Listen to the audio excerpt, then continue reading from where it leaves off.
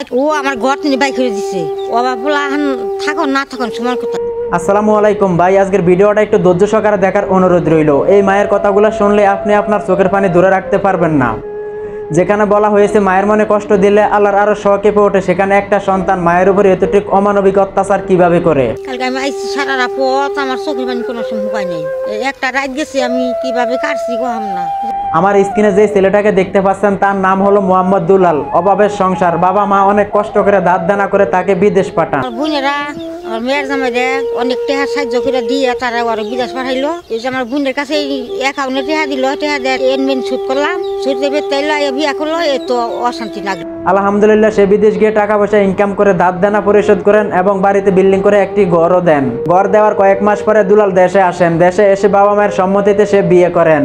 বিয়ের পরেই যেন দুলালের চোখের কাটা হয়ে গেলেন তার বাবা মা। আঙ্গুরেছে বিদেশ করছে, টাকা পয়সা কামাইছে, বাপ মারিছে না, বাপ মারি বাচ্চারা থাকবার দেয় না, অত্যাচার করে। ওগো বাড়িতে কেউ যায় না, ভয়েই যায় না। আমি তো মেয়ের জামাই, আমি কয়দিন ফেলবো, কয়দিন খাবো, কয়দিন চলবো।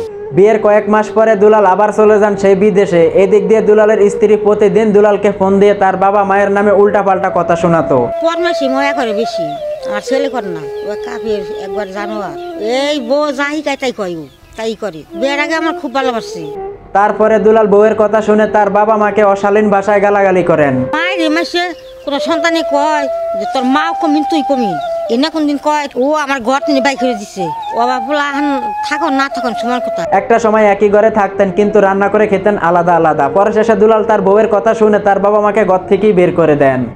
এই ছেলে আমার যে সব কথা কয় তার সে মরণ ভালো। যেদিন কেউ যে বাড়ির থেকে বের করে দিল ওই দিন তো মানে হুমকি দিছে, শাশুড়ির মাইরা ফেলাইয়া পরে আমাকে সবাই সাইজ করে। এখন দুলালের মা দুলজান বেগম অন্যের ফার্মে কাজ করেন। ওখান থেকে যা পান তা দিয়ে চলে তার সংসার। ফার্মে আমি কাজ করি, সেই ফার্মে তিনি দেড় পয়সা দেয়, সেনাতে আমি চলি, ইউ দেয়, সেনাতে আমি দিন কাটাই আর কি। এই কষ্টে আমি জীবন যাপন করতেছি। আমার স্বামী আগে কাঠের ব্যবস্থা করতো, বেচা কিনি করছে, এখন তো হ্যাঁ অসুস্থ হয়ে গেছে, কাম করতে পারে না। সাদা পানি, আলুর ভর্তা আর পুঁটি মাছের তরকারি যেন তার প্রতিদিনের খাবার।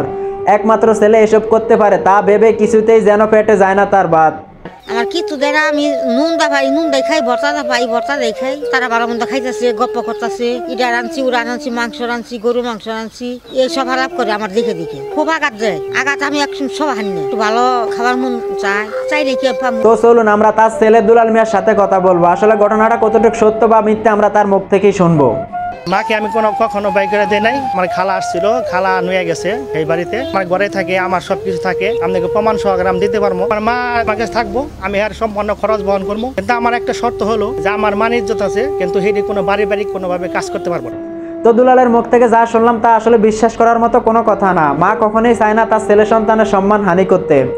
সে বলতেছে তার মা অন্যের বাড়িতে কাজ করে, সেই জন্য তার সম্মান হানি হইতেছে। আপনি যদি রাখতে জানেন তাহলে আপনার মা অন্যের বাড়িতে কাজ করতে যাবে কেন, সেটা আপনার ব্যর্থতা।